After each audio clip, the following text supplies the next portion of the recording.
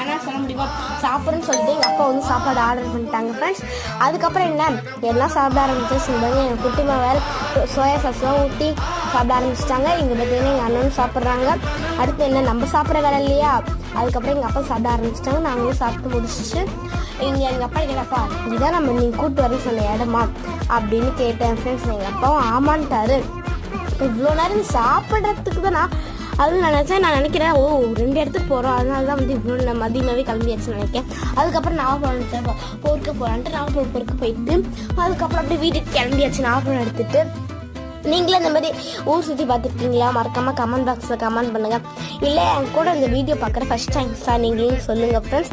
அடுத்து நம்மளும் வீடியோ எடுத்துகிட்டே இருக்கோம், சரி நம்மளுக்கு பசிக்காதா அப்படின்னு சொல்லிட்டு நான் வேறு ஒரு கையிலே வீடியோ எடுத்துகிட்டு இன்னொரு கையில் நம்ம சாப்பிட ஆரம்பிச்சிட்டோம். இந்த மாதிரி என் குட்டிமே எடுத்து உங்களுக்காக ஊட்டி விட்றாங்க இல்லையா, இந்த மாதிரி தான் ஃப்ரெண்ட்ஸ் நாங்கள் சாப்பிட்டு இருந்தோம். பாய், நெக்ஸ்ட் வீடியோ பார்க்கலாம். லைக்